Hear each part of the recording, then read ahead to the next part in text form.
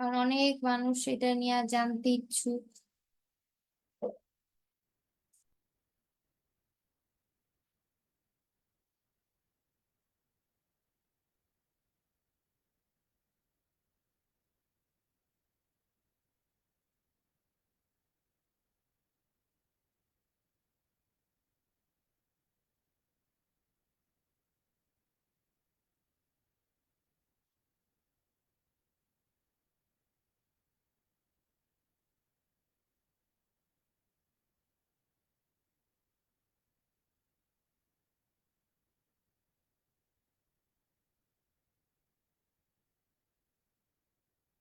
এখানে ID pass চাইছে, দেখ আইডিটা উপরে আর পাসওয়ার্ডটা নিচে দিছে। আমি লাইভ স্ট্রিম কি শুরু হয়েছে?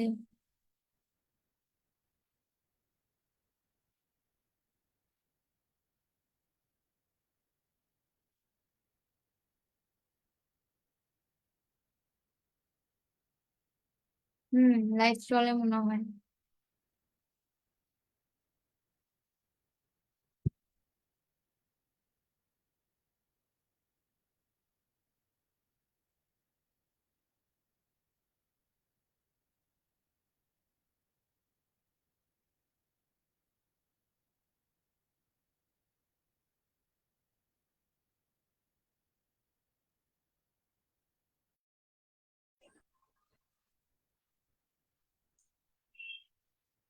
আহ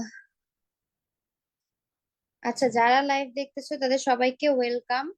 আজকের লাইভটা হলো গিয়ে আমার 25 ব্যাচের যে ওদের লাইভ,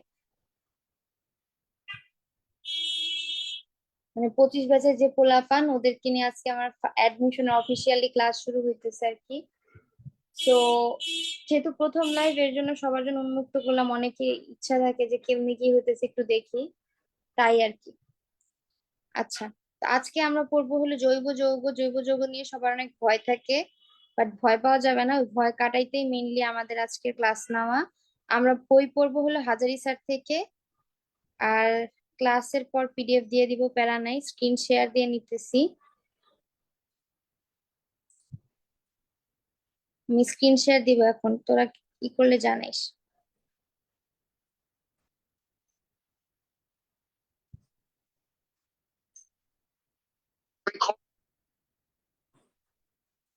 কারো কোথাও সমস্যা হলে জানাইস।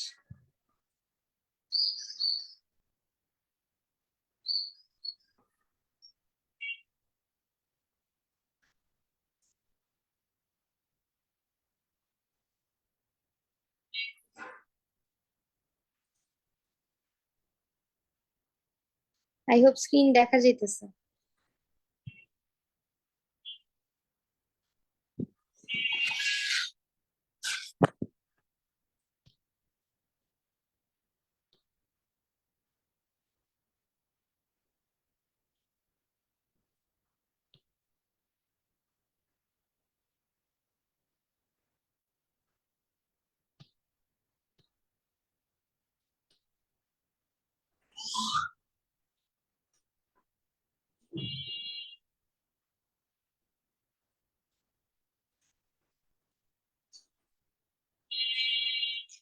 আচ্ছা, তো এইচএসসি এর অ্যাডমিশনের পর ভিতরে কিছু পার্থক্য আছে। যেমন এইচএসসি এর জন্য এমন অনেক জিনিস আছে যেগুলো ইম্পর্টেন্ট না, কিন্তু সেগুলো অ্যাডমিশনের জন্য সুপার সুপার ইম্পর্টেন্ট।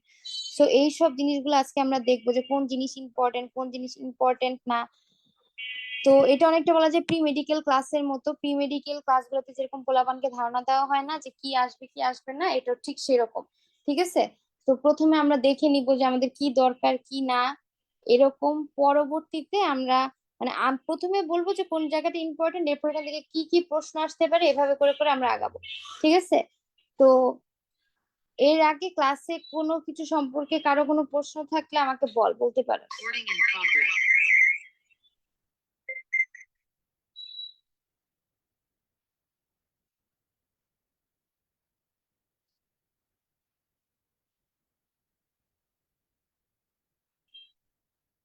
কারো কোনো প্রবলেম থাকলে আমাকে বলতে পারো।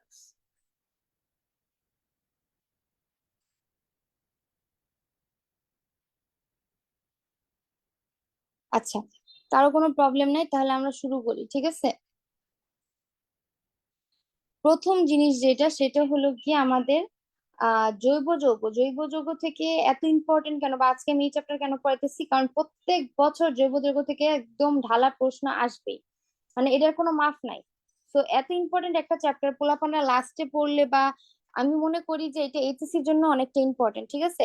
তাহলে এইচএসসির জন্য যেহেতু ইম্পর্টেন্ট, তো সব দিক থেকেই এটা শুরু করা বা এটা শেষ করা, এটাকে ভয় না পাওয়াটা অনেক বড় একটা ক্রেডিট। আমি যখন ইন্টারে ফার্স্ট ইয়ারে ছিলাম, সেকেন্ড ইয়ারে ছিলাম, তখন জৈব যৌগ যখন শুরু করে আমি তো হচ্ছে আল্লাহ এটা কি জানো, বাট পরে যখন আস্তে আস্তে ক্লাস করছি, শেষ হয়েছে, পরে মনে হয়েছে বাও, এটা তো অনেক সুন্দর একটা জিনিস। যাই হোক, তো জৈব যৌগের একদম শুরু থেকে শুরু করি। প্রথমে কিছু ছোট ছোট জিনিস আছে, যে জৈব যৌগ কাকে বলবো, কার্বন প্লাস হাইড্রোজেন এরা মিলে যা হবে এটাই হাইড্রোকার্বন বা এটাই জৈব যৌগ হবে, ঠিক আছে?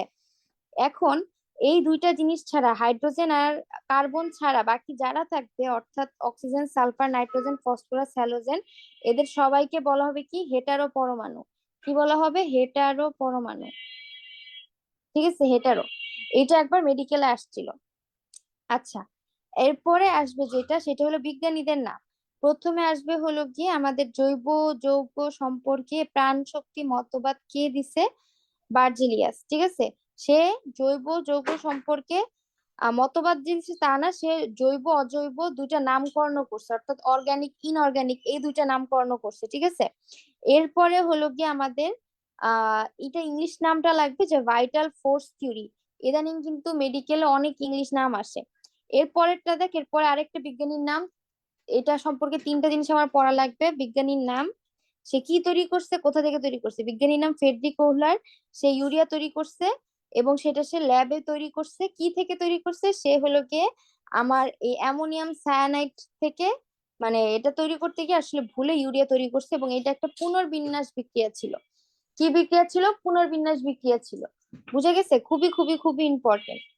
তো কি কি হবে কোশ্চেন গুলা, যে আমাদের ফ্রেডরিক কুহলার কি তৈরি করছে? ইউরিয়া তৈরি করছে। কিভাবে তৈরি করছে? পুনর্বিন্যাস বিক্রিয়ার মাধ্যমে। কি থেকে তৈরি করছে? অ্যামোনিয়াম সায়ানাইড থেকে তৈরি করছে, ঠিক আছে?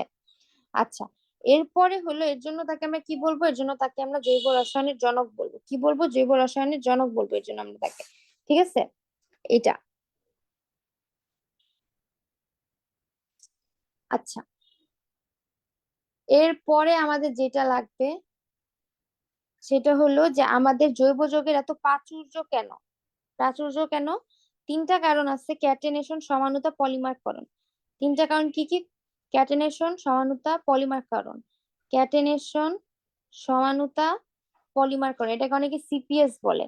এখন ক্যাটেনা শব্দের অর্থ শিকল, সমাণু শব্দের ইংলিশ আইসোমারিজম, আর পলিমারকরণ তো পলিমারকরণই।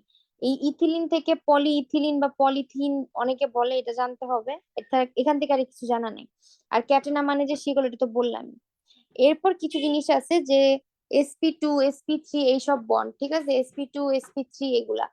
তো এই sp2 sp3 কি? এগুলো আমরা সংকরায়ন পড়ছি, ঠিক আছে? আচ্ছা, sp2 sp3 এখানে দেখ, সম্পৃক্ত অসম্পৃক্ত। মনে রাখবি, একটা কার্বনের চারটা হাত থাকে, চারটা হাতে যদি কেউ না কেউ লাগা থাকে, এর মানে সেই কার্বনটা ইনভলভ, মানে সে সম্পৃক্ত সবার সাথে। আর যদি কার্বন গুলাই কিচ্ছু লাগা না থাকে, তাহলে সে অসম্পৃক্ত, মানে তার একটা হাত খোলা আছে এবং এই হাতে কাউকে মানে দেওয়ার মতো জায়গা আছে। আচ্ছা, কলেজে থমাস শেলবি অনেকগুলা কমেন্ট করছে, থ্যাংক ইউ। আচ্ছা, তো কি বললাম? সম্পৃক্ত অসম্পৃক্ত মনে রাখবো কিভাবে? কার্বনের চারটা হাত আছে, চারটা হাতে যদি চারটা আমার কোনো মলিকিউল থাকে, তাহলে সে সম্পৃক্ত, আর যদি না থাকে তাহলে সে অসম্পৃক্ত, শেষ। আচ্ছা, এরপর আমাদের এখানে অ্যাসিটিলিনের আরেক নাম যে ইথেন, এটা পোলাপান পারে না, এটা জানতে হবে। আচ্ছা, এরপরে আসি ক্যাটেনার সম্পর্কে। ফুলারিন একটা বল, এটার অনেকগুলা নাম আছে। ফুলারিনের নাম বাকি বল, বুক মিনিস্টার ফুলারিন, ভূগোলক আকৃতির গম্বুজ, সবগুলা জানা লাগবে। এরপর এখানে কিছু নাম্বার আছে, 32, 30, 50, 60, ঠিক আছে? এই নাম্বার গুলা মুখস্থ রাখতে হবে। এরপরে একটা আসে, যে কার্বন 60 ফুলারিনের আণবিক ভর কত? 60 এবং কার্বনের ভর 12, গুণ করলে আমাদের হয় 720, এবং ওদের ভিতর কোন সংকরায়নটা থাকে? sp2। মেডিকেলে একদম টু দা পয়েন্টে মানে অ্যান্সার চাই। মানে কোয়েশ্চেন গুলো কি হবে? ফুলারিনের ভর কত? ফুলারিনের অন্য অন্য নাম কি, নিচের কোনটি ফুলারিনের অন্য নাম না? তো আমি যখন কোন একটা জিনিস পড়বো, আমার অবশ্যই সেই কোশ্চেনটা মাথায় থাকতে হবে। ঠিক আছে, যে আমি কি পড়তেছি, আমার এখান থেকে কি প্রশ্ন আসবে। তোর খালি কনসেপ্ট ক্লিয়ার, আপু আমি সব পারি, কিন্তু তুই জানোসই না যে এখান থেকে কি প্রশ্ন আসবে। কোনো লাভ নেই পুরা, ট্রাস্ট মি, কোনো লাভ নেই। এরপরে এই প্যারাটা খুব ইম্পর্টেন্ট, স্টার দিয়ে রাখ। এখান থেকে 5টা জিনিস তোর জানা লাগবে। প্রথম, কার্বন কার্বন বন্ধন শক্তির মান। আমি যে বছর পরীক্ষা দিছি সেই বছর সম্ভবত অক্সিজেন অক্সিজেন বন্ধন শক্তির মান আসছিল, এরকম একটা মান আসছিল আর কি। এরপরে আসবে যে এই বন্ধন শক্তি হওয়ার কারণ, মানে এত বেশি কেন, কোন কোন কারণে হয়। ইলেকট্রন আসক্তি মোটামুটি, অনেক বেশি না কিন্তু মোটামুটি, ওয়ার্ড গুলা খেয়াল রাখতে হবে। তড়িৎ ঋণাত্মকতার মান কত, 2.5, এই সংখ্যাটা মনে রাখতে হবে। কার গড় মানের সমান, লিথিয়াম ফ্লোরিনের গড় মানের সমান। সবচেয়ে কার্যকরী শর্ত কি, কার্বনের ক্ষুদ্র পারমাণবিক ব্যাসার্ধ। এখন এখান থেকে প্রশ্ন কি কি আসবে, নিচের কোনটি কার্বনের ক্যাটানেশনের সফলতার কারণ নয়, নিচের কোনটি আহ বন্ধন শক্তি বেশি হওয়ার কারণ নয়, কার্বনের কোন সবচেয়ে কার্যকরী শর্ত কোনটা ক্যাটানেশনের জন্য। সবচেয়ে কার্যকরী শর্ত কিন্তু একটাই, সেটা কি, ক্ষুদ্র পারমাণবিক ব্যাসার্ধ। এখন আমি যদি এভাবে ধরে ধরে না পড়ি, তাইলে জীবনেও আমি পরীক্ষার হলে অ্যান্সার করতে পারবো না, আমি ভুলে যাব সব। এর পরেটা দেখি পলিমারকরণ। এখানে এই যে পলিথিন তৈরি করতেছি, এটার চাপ আর তাপ লাগবে, এটার চাপ হলো গিয়ে 1000 ATM। ঠিক আছে, যারা ক্লাস করতেছো আমাকে বলতো দেখা বা এই পর্যন্ত বুঝা কোথাও কোনো সমস্যা আছে কিনা।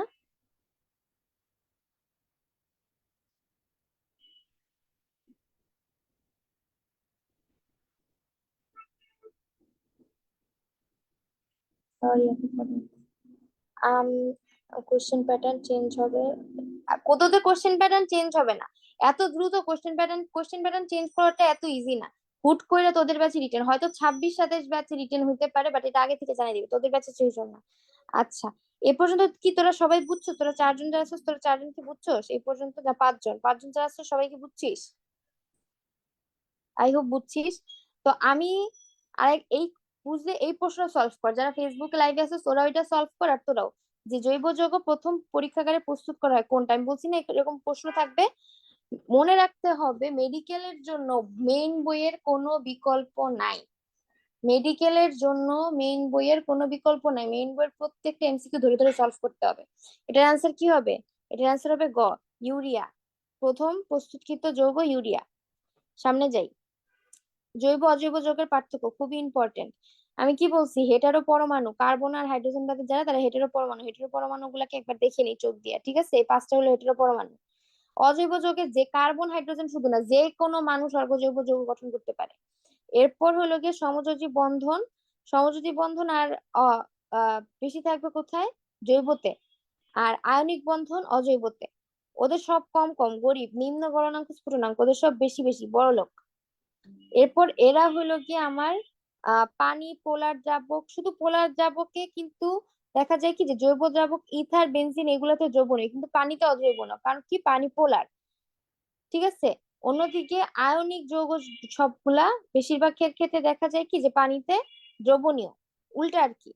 আচ্ছা, এখান থেকে সোডিয়াম ক্লোরাইডের গলনাঙ্কটা লাগবে, এটা বহুতবার আসছে মেডিকেলে, সোডিয়াম ক্লোরাইডের গলনাঙ্ক লাগবে, মিথানলের গলনাঙ্ক লাগবে। এগুলা হলো নিউমেরিক্যাল ভ্যালু মার্কা প্রশ্ন, এগুলা সারা জীবন লাগবে। এগুলা শর্টকাট মনে রাখার কোনো ট্রিক্স নাই, এগুলো মুখস্থ করতে হবে।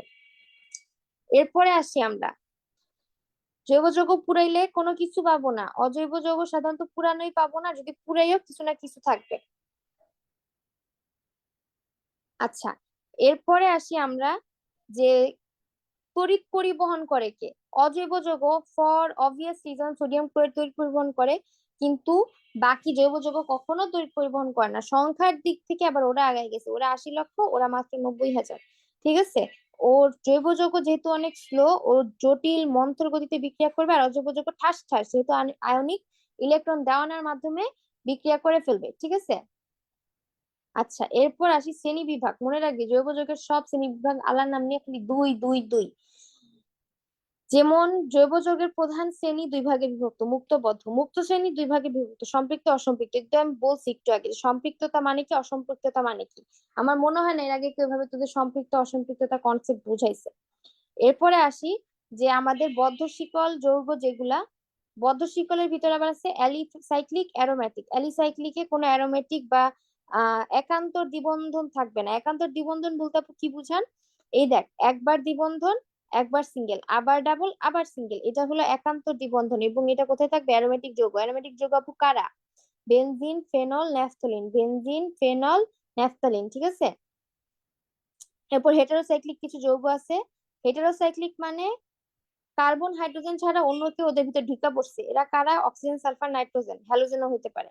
এখন যদি অক্সিজেন থাকে ওটার নাম হবে ইপক্সি ইথেন। কিন্তু এটা কিন্তু কোনো আমার অ্যারোমেটিক না, কারণ এখানে ডাবল বন্ড একান্তর অবস্থায় নাই, এটা অ্যারোমেটিক না। ঠিক আছে, এটা সাইক্লিক বাট নট অ্যারোমেটিক, এটা aromatic. Furan aromatic, thiophene, পাইরল, pyridine. এখন কোশ্চেন কিভাবে আসবে? কোশ্চেন আসবে যে অক্সিজেন যুক্ত একটা অ্যারোমেটিক যৌগের নাম কি? ফিউরান। ইপক্সি ইথিন কিন্তু হবে না। সালফার যুক্ত থায়োফিন, নাইট্রোজেন যুক্ত দুইটা পাইরল, পিরিডিন, এইগুলাই বারবার আসবে। এবং ইথিলিন অক্সাইড কিন্তু বারবার বলছি অ্যারোমেটিক না, সে অ্যালিসাইক্লিক। আচ্ছা, এই যে দেখ, এটা দেখ নিচের কোনটি বিষম চাকরিক অ্যারোমেটিক যৌগ? Epoxy ethane, benzene, cyclopropane, pyridine. Answer হবে পিরিডিন, কারণ পিরিডিনে নাইট্রোজেন থাকে। পড়বো, কোশ্চেন সলভ করব, এভাবে আমরা আগাবো। এই যারা আমার ব্যাচের গুলা ক্লাস করতেছিস তারা আমাকে বল, মেসেজ দে বা যেমনি হোক আমাকে বল এই পর্যন্ত বুঝছিস কিনা। ভয়ের কোনো কারণ নেই, আমি বুঝাই দিব। জি আপু।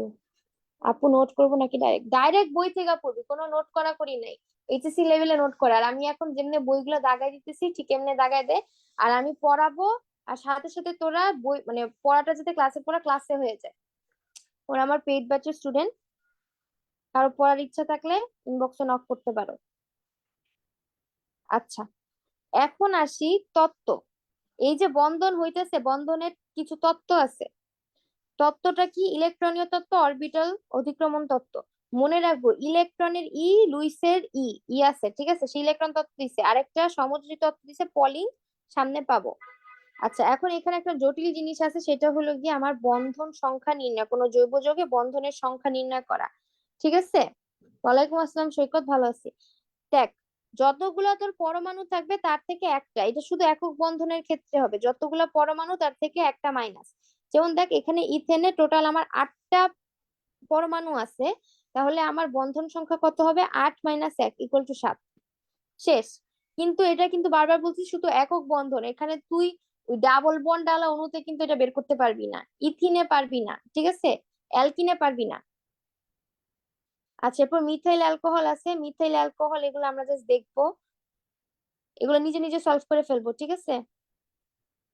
আচ্ছা, এখন আসি আধুনিক অরবিটাল সংক্রমণ, মানে সরি অধিক্রমণ। এটা এখানে 4টা শর্ত দেওয়া আছে, এবং এই 4টা শর্ত পরীক্ষার হলে প্রশ্ন আসবে যে নিচের কোন শর্তটি প্রযোজ্য নয়। অর্ধপূর্ণর জায়গায় অপশনে থাকবে পরিপূর্ণ বা সম্পূর্ণ পূর্ণ। শক্তি অনুরূপের জায়গায় থাকবে শক্তি ভিন্ন। অরবিটালের সঠিক অক্ষ বরাবরের জায়গায় থাকবে অরবিটালের বিপরীত অক্ষ বরাবর। ঘূর্ণন বিপরীতমুখীকে বানাবে ঘূর্ণন সমমুখী। এর জন্য আমাদেরকে প্রত্যেকটা ওয়ার্ড, প্রত্যেকটা ওয়ার্ড পড়ে পড়ে মাথায় ঢুকাইতে হবে, যে ওয়ার্ডটাকে অর্ধপূর্ণ ছিল না সম্পূর্ণ পূর্ণ ছিল, ঘূর্ণন কি বিপরীতমুখী ছিল না সমমুখী ছিল। তোরা যদি এইভাবে না পড়স তোদের দীর্ঘমেয়াদী মনে থাকবে না, তোরা পরীক্ষার হলে ভুল করবি, শেষ বাংলা কথা। সিগমা বন্ধন, সিগমা বন্ধন আর পাই বন্ধন, আমরা এত কিছু না পড়ে আমরা ডাইরেক্ট চলে যাব এই চারটায়। এই চারটা সব আছে। মেডিকেলে পড়ার ক্ষেত্রে আরেকটা জিনিস হলো ছক, চার্ট, এগুলা অবশ্যই ফলো করতে হবে। এগুলা ফলো করলে পড়াটা যেরকম কমে, ঠিক তেমনি পড়াটা অনেক মানে সোজা হয়ে যায় পড়তে, যে বারবার ভিতরে রিডিং পড়া লাগে না। আচ্ছা, এখানে দেখ যে সিগমা বন্ধনে অরবিটাল তো কিরকম থাকে? সরল রেখায়। পাই বন্ধনের সমান্তরাল। এক জায়গায় অভিলেপন সর্বোচ্চ হয়, আর এক জায়গায় অভিলেপন খুব একটা হয় না, দুর্বল। সকল একক বন্ধন সিগমা বন্ধন দ্বারা গঠিত। আর মনে রাখবি সিগমা আগে না পাই আগে? সবার আগে সিগমা, এরপর পাই। সবার আগে সিগমা, এরপর পাই। অনেকে বলে না আমি সিগমা ম্যান। যাই হোক, এরপর হলো কি অরবিটালের কিছু আছে, বিশুদ্ধ অরবিটাল, সংকর অরবিটাল। মনে রাখবি সিগমা বন্ধন বিশুদ্ধ সংকর দুই জায়গাতেই হবে, কিন্তু পাই বন্ধন সব জায়গায় হবে না। এস অরবিটাল আর সংকর অরবিটালে পাই বন্ধন হবে না। এটা অনেকে ভুল করে, এস অরবিটাল আর শঙ্কর অরবিটালে পাই বন্ধন হবে না। কারণ কি? কারণ দেখ, এস অরবিটাল থেকে গোল, আর আমরা কি জানি যে পাই, আমাদের পাই বন্ধনের জন্য মানে আমার সমান্তরালে ইয়া করা লাগবে, তো ওদের কিন্তু কোনোভাবে এরকম সমান্তরাল করা যেতেছে না। কারণ আমাদের এস অরবিটালটা ফুটবলের মধ্যে থাকে কিছুটা, আবার যেগুলা হলো কি আমাদের শঙ্কর হইছে, শঙ্কর গুলো আবার থাকে এরকম, জাস্ট এরকম। কিন্তু আমরা জানি পি অরবিটাল যেগুলো থাকে সেগুলো এরকম থাকে, এবং সেগুলোতে এভাবে এভাবে আমাদের পাই বন্ধন গঠিত হয়। ঠিক আছে, তো কোন কোন জায়গায় পাই বন্ধন গঠন হবে না এটা আমি পরের দিন পড়া ধরবো। আচ্ছা, একটু আগে বলছিলাম না বিজ্ঞানী পলিং আমাদের সংকরণ বা হাইব্রিডাইজেশন থিওরি দিছে। আচ্ছা, এরপরে আমি এই পেজ গুলো দেখবো না, আমি একটা ডাইরেক্ট ছকে চলে যাব, যে ছকে সব ডিটেলস দেওয়া আছে। এই সেই বিখ্যাত ছক। এই ছকে কি আছে? এই ছকে প্রত্যেকটা সমানু বলি সংকরণ, পার্সেন্টেজ, বন্ধন কোণ, জ্যামিতিক গঠন আছে, যেগুলো মেডিকেল অনেকবার আসছে। ইথেন sp3 25% করে সবাই আছে, কারণ 4 25 100, আকার চতুস্থলকীয়। ইথিন sp2 33% করে আছে, 120 করে সমতলীয় ট্রাইগোনাল। ইথাইন sp 50% করে আছে, বন্ধন কোণ 180, জ্যামিতিক গঠন সরলরৈখিক। এগুলা লাগবে। এই জায়গাগুলা, কিছু কিছু জায়গা ছক থাকে খুবই ইম্পর্টেন্ট মেডিকেলের জন্য, এগুলা হলো সেই রকম জায়গা বা ছক। ঠিক আছে, সেই রকম জায়গা জায়গা বা ছক। আচ্ছা, এরপরে আমরা আসি সমগোত্রীয় শ্রেণী। সমগোত্রীয় মানে কি? তোর চাচাতো ভাই বোন যারা আছে এরা সব সমগোত্রীয় শ্রেণী। ঠিক আছে, তো এই সমগোত্রীয় শ্রেণীর ক্ষেত্রে কি হবে? সমগোত্রীয় শ্রেণী একটা মিথিলিন মূলকের পার্থক্য থাকে, এবং ওদের একটা সাধারণ সংকেত থাকে। ঠিক আছে, ওদের একটা সাধারণ সংকেত থাকে। আচ্ছা, একটু দাঁড়া।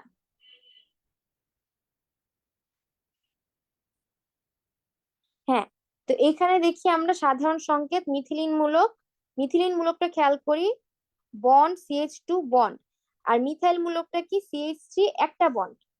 এই জিনিসটা যেন কেউ ভুল না করি, সামনে আমি পড়া ধরলেও যাতে মনে থাকে।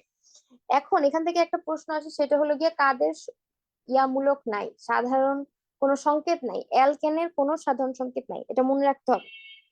আচ্ছা, এখানে সবগুলা কার্বক্সিলিক অ্যাসিড, কার্বক্সিলিক অ্যাসিডকে কিন্তু জৈব অ্যাসিডও বলা হয়। ঠিক আছে, প্রত্যেকটা সাধারণ সংকেত শিখে রাখবি। কেন শিখে রাখবি সেটা বলতেছি, সামনে আছে। সাধারণ সংকেত গুলো দাগায় রাখলাম, সমান তো পড়ানোর সময় লাগবে। কার্যকরী মূলকের ক্ষেত্রে এই জায়গাটা খুব ইম্পর্টেন্ট। আচ্ছা, কারো ধর একটা বাচ্চা আছে, সরি বাচ্চা না, অন্য কোনো উদাহরণ দিই, কারো একটা জিনিসই আছে, সে একটা জিনিস সে কি করবে? হয় সে একদম সে সরাই দিতে পারে জীবন থেকে, আর নাহলে সে প্রতিস্থাপন করতে পারে। ঠিক আছে, কিন্তু ওর একটা যেহেতু অ্যাবিলিটি আছে, ও কিন্তু এখানে আরেকজনকে নতুন আইসা মানে সংযোজন করতে পারতেছে না নতুন করে, হয় একটা থাকবে নাহলে কেউই থাকবে না। দ্বিবন্ধন ত্রিবন্ধন যদি থাকে, সেখানে আবার সংযোজন ঘটবে, যেহেতু ওর দুইটা তিনটা করে হাত, এখানে আর নিজেদের ভিতরে বন্ড একটা কমায় আরেকজনকে সে নিতে পারবে। আর কখনো কখনো যদি মানে একক বন্ধন তো বলছি আমরা প্রতিস্থাপন করা যায়, দ্বিবন্ধনেও অনেক সময় প্রতিস্থাপন হয়। এগুলা কি? এগুলা হলো গিয়ে বিক্রিয়া, যে কোথায় কোন বিক্রিয়া হয় এবং এগুলা আসে। এটা তখনকার সময় আমি যখন স্টুডেন্ট ছিলাম আমি অনেক সূত্র দিয়ে মনে রাখতাম, যে একক প্রতি অপ, দ্বি ত্রি সং, তারপর এক দ্বি প্রতি, এগুলো আমি মানে মনে রাখার চেষ্টা করতাম, বাট পরে পোলাপান পড়াতে পড়াতে এখন এমনি মনে আছে। এই জায়গাটা দেখি, এই জায়গাটা খুবই ইম্পর্টেন্ট, প্রত্যেকটা সাধারণ সংকেত, স্পেশালি অ্যাস্টার, অ্যামাইড, নাইট্রাইট, খুবই ইম্পর্টেন্ট। কারণ এগুলা একটু অন্যরকম দেখতে, এগুলো একটু অন্যরকম দেখতে। আর একটু আগে যে তোদের বললাম অ্যালকেনের কোনো কার্যকরী মূলক নেই, এই তো একটু পরে আছে এটা আর কি। বল, এই পর্যন্ত কি সবাই ক্লিয়ার?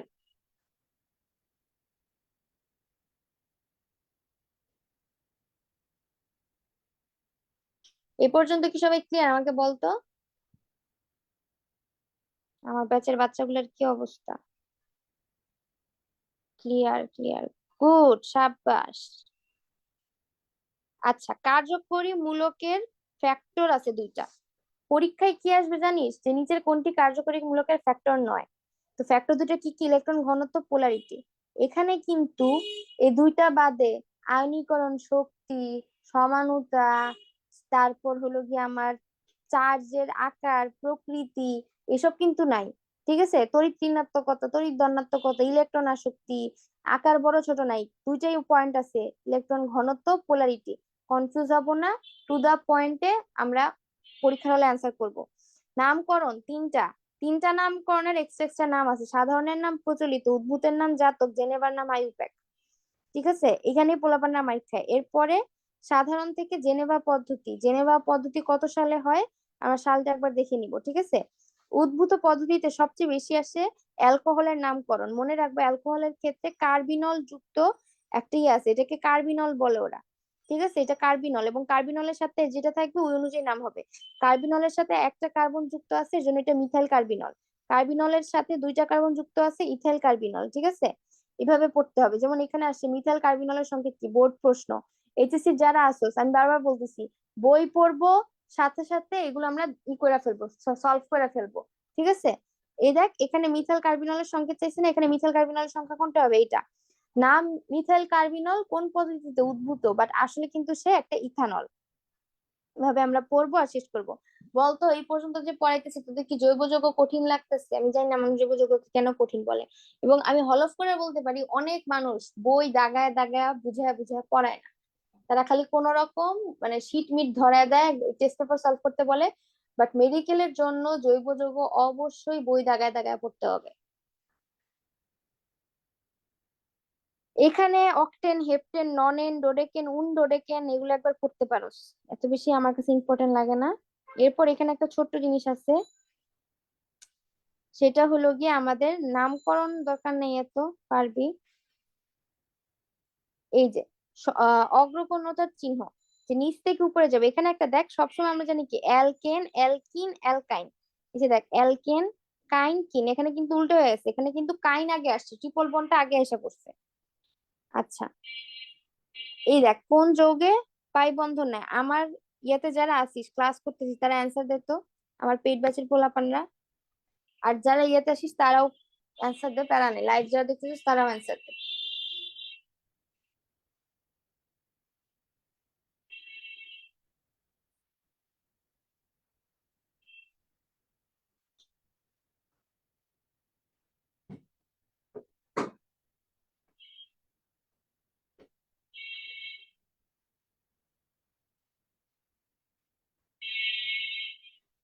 বলতো এটার অ্যান্সার কি হবে?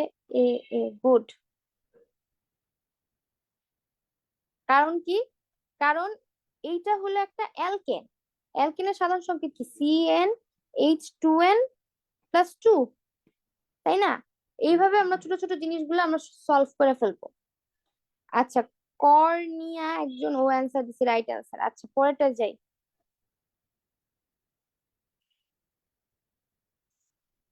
সমানুতা, আজকে সমানুতা একটু ধরবো, সমানুতার আগ পর্যন্ত নাহলে অনেক বেশি প্রেশার হয়ে যাবে। দেখ সমানুতা কয় প্রকার, দুই প্রকার। সমানুতাকে পাঁচ প্রকার বলবি না, নর্মালি সমানুতা কয় প্রকার, দুই প্রকার। গাঠনিক, ত্রিমাত্রিক বা স্টিরিও। গাঠনিক কয় প্রকার, গাঠনিক পাঁচ প্রকার। কি কি? চেইন, অবস্থান, কার্যকরীমূলক, মেটামারিজম, টোটোমারিজম। চেইন, অবস্থান, কার্যকরীমূলক সমানুতা, মেটামারিজম, টোটোমারিজম। তো এখানে টোটাল কয়টা হলো, পাঁচটা। এটাকে অনেকে আচমকা টোটো বলে, কি বলে, আচমকা টোটো। ঠিক আছে, আচমকা টোটো বলে। আচ্ছা এরপরে হলো গিয়ে আমাদের চেইন সমানুত্তাক, এগুলা কই কই দেখা যায়, এগুলা পরে। আচ্ছা, আমার পেট বাঁচার পোলাপানরা বলতো আজকে কি সমানুতা ধরবো নাকি অন্য দিন? বলতো আজকে কি সমানুতা ধরবো নাকি আজকে তোদের জন্য অনেক বেশি বেশি হয়ে গেছে, আমাকে জানা। তাহলে আজকে আমি সমানুতা পর্যন্তই রাখবো। আচ্ছা, একজন বলছে ধরে, আচ্ছা ঠিক আছে, গুড, খুব স্পিরিট। এখন আমরা মনে রাখি চেইন সমানুতা মানে কি, চেইন সমানুতা মানে ও একই গোত্রের হবে, মানে ও অ্যালকেনেরই হবে কিন্তু ওর একটা চেইন বেশি থাকবে। ও অন্য গোত্রের হবে না, ও মানে অ্যালকেন থেকে অ্যালকিন হবে না। যেমন দেখ butane, two methyl propane, same গোত্র অ্যালকেনই, কিন্তু খালি একটা শিকল বাড়ছে বা চেইন বাড়ছে। আচ্ছা এরপর দেখ অবস্থান, অবস্থানে অবশ্যই সংখ্যার তারতম্য হবে, এক, এখানে দুই। কার্যকরী মূলক, এখানে কি হবে, এখানে কার্যকরী মূলকটাই চেঞ্জ হয়ে যাবে। আণবিক সংকেত সেম থাকবে, বাট গাঠনিক সংকেত বা কার্যকরী মূলকে আমরা ভিন্নতা পাবো। এর জন্য আমি তখন বলছিলাম যে পড়ানোর সময় যে তোরা কার্যকরী মূলকের সংকেতটা দেখ, যেমন সেম সেম কার্যকরী মূলকের সংকেত ইথারেরও থাকে, ইথানলেরও থাকে। এটা জানা জরুরি যে কার্যকরী মূলকের সংকেত কাদের মধ্যে সিমিলারিটি আছে। ইথানল ইথার একটা জুটি, প্রোপানল অ্যাসিটন বা কিটন অ্যালকোহল একটা জুটি, অ্যালকাইল অ্যালকোহল যেটা অ্যালকাইল অ্যালকোহল ওরা একটা জুটি, ঠিক আছে। সেগুলো জানতে হবে। যেমন দেখ এখানে CN H two N plus two O plus two, আর এখানে কোনো প্লাস টু নাই। অ্যালকিন, অ্যালকিনের সাথে একটা অক্সিজেন। এটা আরো লাগবে সামনে দেখ। মেটামারিজম কাদের দেখা দেয়? মেটামারিজম মানে একটা অক্সিজেন থাকবে, তার দুই পাশে কার্বনের সংখ্যার তারতম্য থাকবে, এবং এখানে সাধারণ সংকেত একটাই, সেটা হলো গিয়ে খাতায় লিখে রাখ CN H two N O, CN H two N O. এর পরেরটায় আসি, এর পরেরটা কি? এর পরেরটা টোটোমার। টোটোমার মানে গতিশীল কার্যকরীমূলক সমানতা। টোটোমার মানে কি? গতিশীল কার্যকরীমূলক সমানতা। এখানে প্রোপানন, প্রোপিন, টু অল এগুলা কি টোটোমার সমাণু, ঠিক আছে। কোন সংকেতে মেটামার সমাণু সম্ভব? কোন সংকেতে মেটামার সমাণু সম্ভব? এটা তোরা পারবি, তোদের মাত্র একটা ট্রিক্স শিখাই দিছি। এবং এই প্রশ্নটাই কিন্তু আই মানে আমি বলতেছি সবার পারা উচিত মেটামারের এটাই। 2.6 মাত্র একটা ট্রিক্স শিখাই দিছি, সবার পারা উচিত ক্লাস মনোযোগ দিয়ে দেখলে।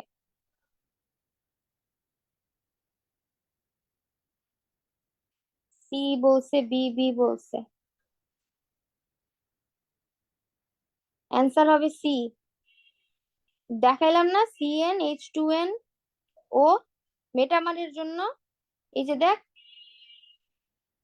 ও sorry sorry sorry, CN H two N plus two. আচ্ছা এখানে দুইটা হবে, সরি ঠিক আছে, এখানে দুইটা অ্যান্সার হবে, এটা ডাবল অ্যান্সার আলা কোশ্চেন। এখানে CN H two N two plus CN H two N plus two O, এখানে ডাবল অ্যান্সার। তো দেখা যায় কি যে যাদের কার্যকরী মূলক সমানতা থাকে ওদের মেটামারিজমও অনেক সময় থাকে। আচ্ছা এখানে দুইটা হবে, এখানে ডাবল অ্যান্সার, খ গ দুইটাই হবে, বইয়ে হয়তো একটা দেওয়া, বাট এখানে দুইটাই অ্যান্সার হবে। আচ্ছা এটা প্রত্যেকবার আমি স্টুডেন্টদের ধরি এবং স্টুডেন্টদের সাথে আমি কনফিউজ হয়ে যাই, এটাতে কিন্তু দুইটাই হবে কারণ বই এখানে দুইটাই দেওয়া। আচ্ছা এর পরেরটাই যে, এর পরেরটা হলো গিয়ে আমাদের টোটোমারিজম। টোটোমারিজম আমরা সবসময় মনে রাখবো, আহ টোটো কোম্পানির ম্যানেজার খালি ঘুরতে থাকে, এটাকে বলে এর জন্য গতিশীল সমানুতা। এটাকে ইনল সমানুতা বলে কারণ এখানে অ্যালকিন ডাবল বন্ড ইন আছে, ইনের সাথে অল অ্যালকোহল মূলক আছে এর জন্য, ঠিক আছে। এবং এখানে কিছু শর্ত আছে যে আমাদের কিটোন ইনন মূলক এটা পড়বে, তারপর ওদের sp3 সংকরণ থাকবে এবং একটা আলফা হাইড্রোজেন থাকবে, শেষ। আর বেশি কিছু নাই। এখন আসি স্টেরিও সমান্তরাল। স্টেরিও মানে ত্রিমাত্রিক। এটা দুইটা প্রকার ভেদ আছে, একটা সিস্টান্স যার আরেক নাম জ্যামিতিক, আর একটা হলো আলোক সক্রিয়। জ্যামিতিক সমানুতা এটা আমি মনে করতাম কি এখানে এবিসি লিখছে, আসলে এটা হলো কার্বন। কার্বনের দুই হাতে একই একই রকম জিনিস থাকতে হবে, বা একই একই না হলেও কিছুটা একটা একই প্রজাতির হবে। যেমন দেখ এখানে এ বি এ বি আছে, এখন ধর এখানে আর এখানে আমি এম দিলাম, আর এখানে আমি এম দিলাম, এম এম এখানে সেম, বাট এ বি ভিন্ন হলে সমস্যা নেই, অ্যাটলিস্ট একটা তো সেম থাকতেই হবে। যেমন দেখ এখানে এটা কিন্তু সেম, বাট এখানে বি এখানে ডি, অ্যাটলিস্ট একটা সেম থাকতে হবে আমার। জৈব যৌগ দাগানো লাইন থেকে কি কমন পাওয়া যায়? তুমি জৈব যৌগ না বুঝে জীবনে অ্যান্সার করে আসতে পারবে না। আচ্ছা এছাড়াও চাকরিক জৈব যৌগ সমূহ প্রতিস্থাপিত অ্যালকেন, এই দুটো জিনিস মাথায় রাখ। প্রতিস্থাপিত অ্যালকিন মানে কি? ওর ডাবল বন্ড আছে, ও একটা অ্যালকিন, কিন্তু ওর এখানে আমরা কি বলছি ডাবল বন্ডে প্রতিস্থাপন বিক্রিয়া হয় না। ধর এই এম কে এন প্রতিস্থাপন করলো, এই এম কেও এন প্রতিস্থাপন করলো, ওর কিন্তু ঠিকই জ্যামিতিক সমানুতা হবে, ঠিক আছে। আচ্ছা ওই কোশ্চেনটা কি তোরা বুঝছিলি যারা আসোস? ওটা বিসি দুইটাই হবে, বাট তোরা কি বুঝছিলি কোশ্চেনটা কিভাবে হয়েছে ওই সমানুতার ওটার? আচ্ছা আমি বলি, ওইখানে হয়েছে কি যে মেটামারিজম যেটা আমাদের, মেটামারিজম আমাদের দুই ধরনের ইয়াতেই হয়, দুই ধরনের আণবিক সংকেতেই হয়, ঠিক আছে। CN H two N O CN H two N plus two O, দুইটা দুইটা আণবিক সংকেতে আমাদের মেটামারিজম হয়। যেমন দেখ এখানে C5H2NO, এটা হলো কি আমাদের ওই যে মানে কার্বনের 5 হাইড্রোজেনের 10, এটা হলো কি এটা কি করে, আর এটা হলো কি CnH2n ও, এগুলা কিন্তু সব দেখ কিটন, কিটনের কার্যকরী মূলক এটা, ঠিক আছে। আর এগুলো হলো কি, এগুলো ইথার, ইথারের কার্যকরী মূলক এটা। মেটামারিজমের একটা আমাদের কাদের হবে, এটার একটা সূত্র আছে, সেটা হলো সে কি ই, সে কি ই। কেন? Secondary amine, ether, ketone. এখন কিটনের সংকেত এটা, ইথারের সংকেত এটা, এর জন্য মেটামারিজম তিনটা জায়গায় হয়। এর মধ্যে সেকেন্ডারি অ্যামিনের তোদের এখানে উদাহরণ দেওয়া নাই। আর কিটোন আর ইথারের সাধারণ সংকেত এটা। এখন কি বুঝে গেছে?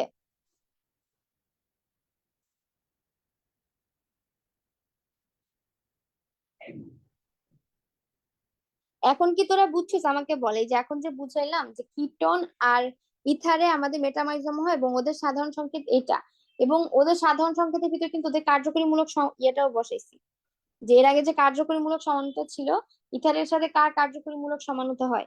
এখন এখন বুঝে গেছে? বইয়ে একটা অ্যান্সার আছে। না, এটার অ্যান্সার দুইটা হবে, বইয়ে ভুল দেওয়া। সূত্র মনে রাখার আলাদা কোনো ট্রিক্স সত্যি বলতে নাই, বাট একটা জিনিস মনে রাখবে, কার্যকরী মূলক আর ইথার, এদের দুইজনেরই সাধারণ মূলকটা হলো গিয়ে CnH2n ও, আর CnH2n প্লাস 2O, এই দুটা হয়। এগুলো বইয়ের পাশে লিখে রাখবি ছোট করে, আমি আমার সময় লিখে রাখছিলাম।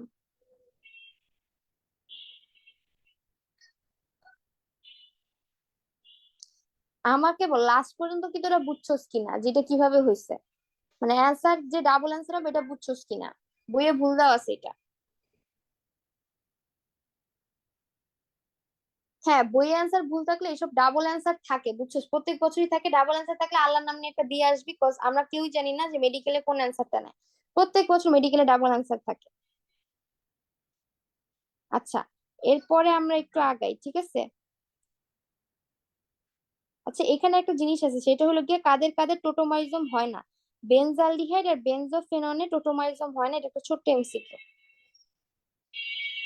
আচ্ছা, এরপরে জ্যামিতিক সমানুতা তো আমরা দেখলাম যে সিস ট্রান্স, সিস মনে রাখবি, same same side cis, opposite side trans, ঠিক আছে। আর সিস ট্রান্সের ভিতর ট্রান্সের কি কি বেশি হয়? ট্রান্সের শুধুমাত্র গলনাঙ্ক আর সুস্থিতি, গলনাঙ্ক আর সুস্থিতি, ট্রান্সের গলনাঙ্ক আর সুস্থিতি বেশি। লিখে রাখ, ট্রান্সের গলনাঙ্ক আর সুস্থিতি বেশি। বাকি সব কিছু সিসের বেশি, বাকি সব সিসের বেশি, ঠিক আছে। এটা আমাকে সলভ করে দিত, জ্যামিতিক সমানতার শর্ত কোনটা?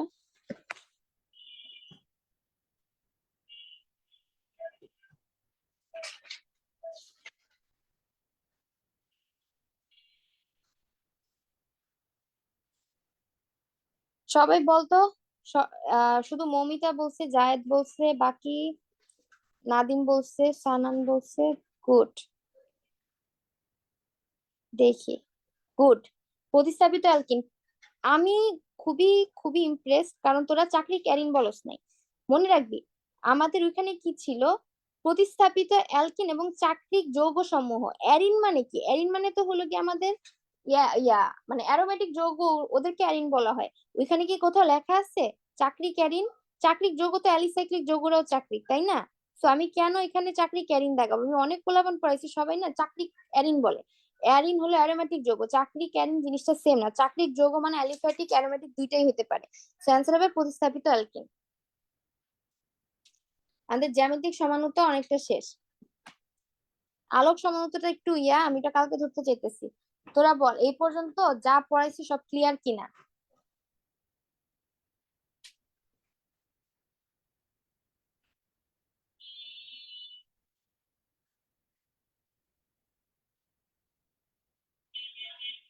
আচ্ছা, ক্লিয়ার হইলে আজকে এই পর্যন্ত রেখে দিব।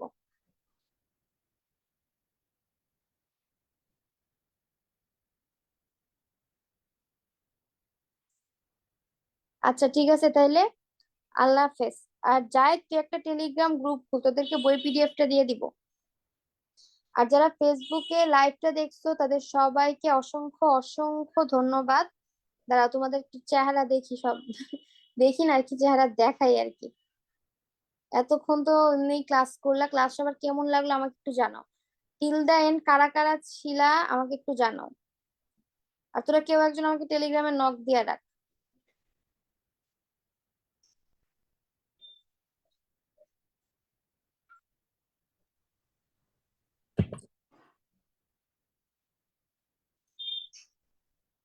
Thank you Moumita. তোরা ভালো করে ক্লাস, তোরা তোরা ভালো, ইসরে,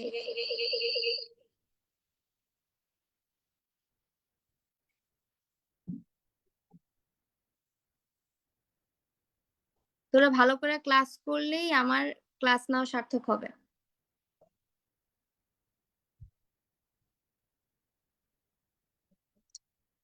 আচ্ছা, তো যারা লাইভ দেখছো ফেসবুকে, তোমাদের সবাইকে অসংখ্য ধন্যবাদ লাইভটা দেখার জন্য। তো সবাই ভালো থাকো, সুস্থ থাকো।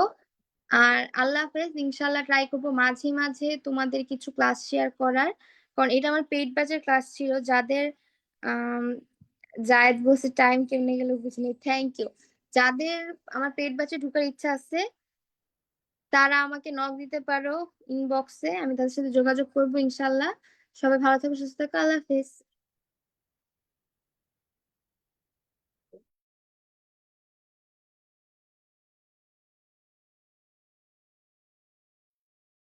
ফারহান নাদিম, কেমন আছো?